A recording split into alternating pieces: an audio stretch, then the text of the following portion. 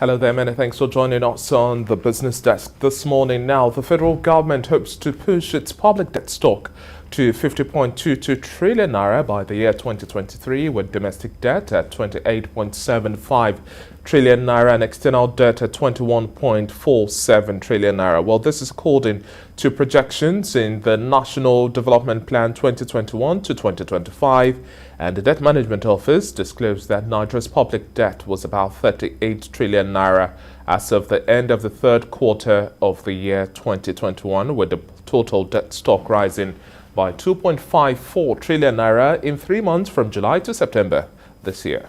Well, this shows that the administration of President Muhammadu Buhari plans to accumulate about 12 trillion naira debt in 2 years. That's from 2021 to 2023.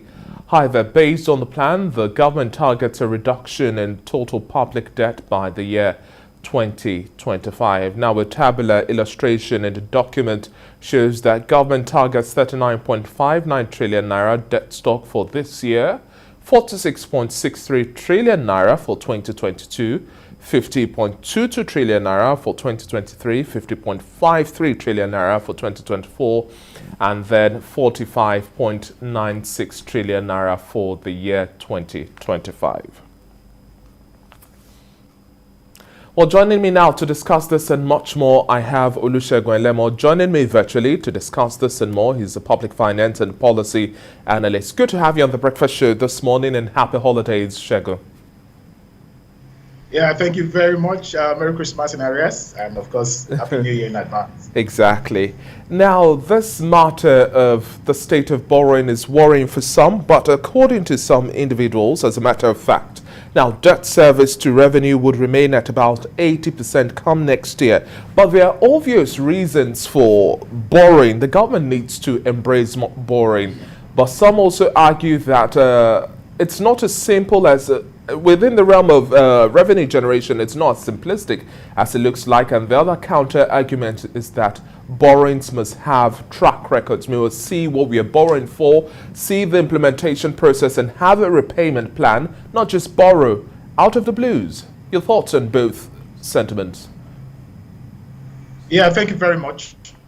I think generally the idea that government continues to borrow, and increasingly for that matter, is worrisome and unsettling.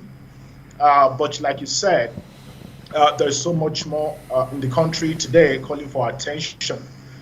The development plan itself will not finance itself, and the development plan, government says he wants to finance 14% of the total plan, of which 9% is for the federal government, and then I think the remaining 6% is for subnational government.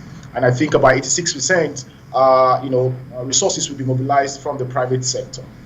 The challenge about borrowing, and I think we had this discussion at the 2022 Economic Outlook, which the International Monetary Fund, IMF, organized recently in Lagos.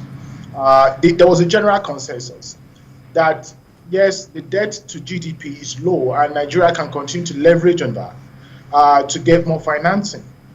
But that the problem is not that we're borrowing exactly, like you mentioned, is that we are not seeing exactly what we're borrowing for, and that expenditure is not efficient. I mean, public expenditure in this regard. And I will just quickly, give a rundown on how this is becoming worrisome and unsettling.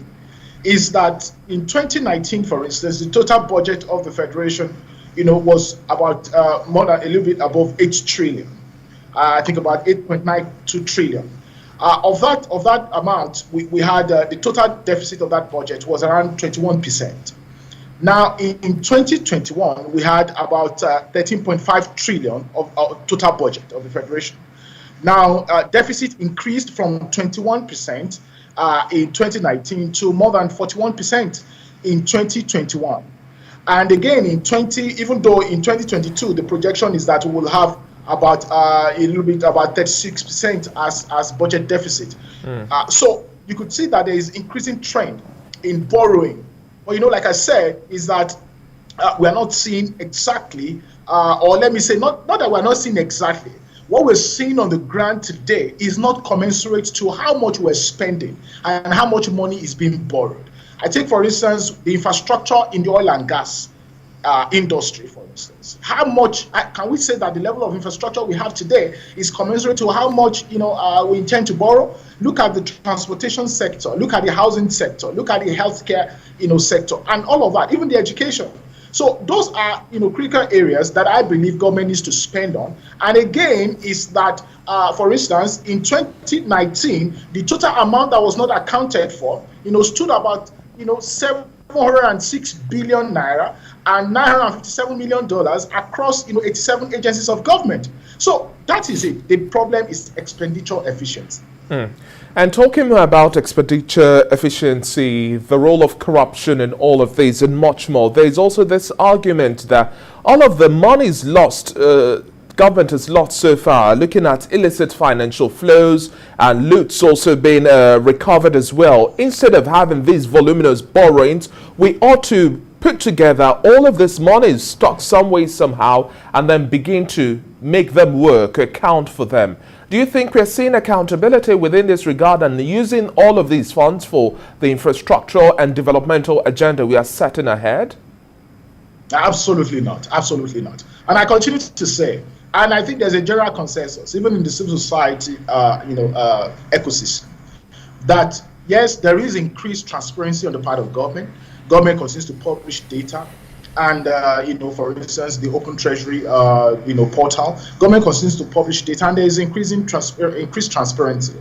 But whether that transparency has led to accountability is another thing entirely. And my opinion is that, and this is my personal opinion, but of course it's data-driven, is that there is less accountability today with regards to the use of public funds. And there is empirical evidence to support that.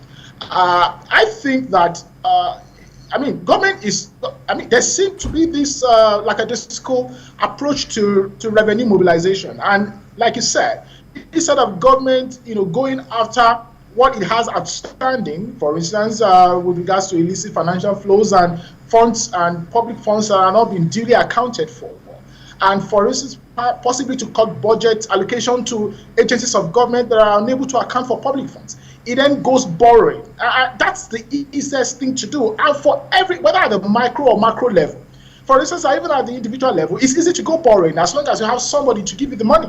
But whether you are ready and willing to work hard to get more money for yourself that you earn is another thing entirely. And I think government needs to look at that approach, and not just the federal government, but even at subnational level.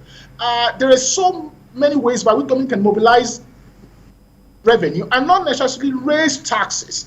And there are a lot of contention around that. For instance, the outlook in 2022, government, looks to raising taxes and cutting subsidies, but then putting that resources in such inefficient ways of, providing 5,000 naira for 40 million people. I think those are areas that we need to look at our spending and cut down all these inefficiencies. Perhaps we'll borrow less, and then if we're able to tie all the knots of accountability, then we'll be able to get value for the money that we're spending. I think that is the most important thing now. Olusegun, we are wrapping up our conversation now. Do you see a shift in the stance of government in terms of the notion it says that we don't have a debt crisis, rather what we have is a revenue generation challenge? Now, with the forecast that debt service to revenue generation is going to be about 80% come next year, isn't it clear enough to see that if you cannot raise enough revenue, then you will likely be indebted once you begin to start borrowing heavily? Why is it difficult for government to understand that the revenue challenge equals debt? Hence, that's why the whole business community is raising a whole lot of alarm. But government seems not worried about this sentiment. Absolutely. You see, whether we like it or not, at some point, we have to shift that stance of we don't have a debt crisis. At some point, you will get to a point where you have debt crisis, because if you continue to borrow and you cannot finance that borrowing, or you don't have sufficient assets to be able to support your borrowing, at some point, the lenders will, back off, and that will tell you that you indeed have, debt crisis. I think it will be irresponsible on the part of this government to continue to borrow and accumulate more debt for successive governments.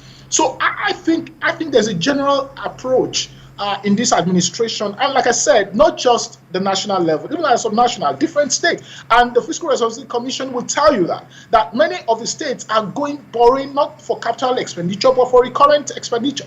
Now, I think the general idea with this government is that they want to quickly borrow as much as they could, perhaps because of the proximity to elections. And then again, many of the federal ministers are possibly thinking that, of course, they might not appear in the next administration. So everybody want to quickly implement as many projects, no matter how elephant the project looks. Just get the money in, implement it. Whether we get value for it or not doesn't matter, as long as money comes in the pocket of individuals. But I don't think that should be the general approach. There's so much infrastructure deficit right now at the national, state, and local levels, and we need to close all of these gaps. We definitely need to close all of these gaps to be able to make sure that we have our economic agenda also well attended to. Thank you very much for your time on the Breakfast Show this morning, Olusegun Elemo. It's really a tall order we have for the year 2022, and we can only keep our fingers crossed as to how well government will perform. Thank you very much for your time on the Breakfast Show. Thank you for having me.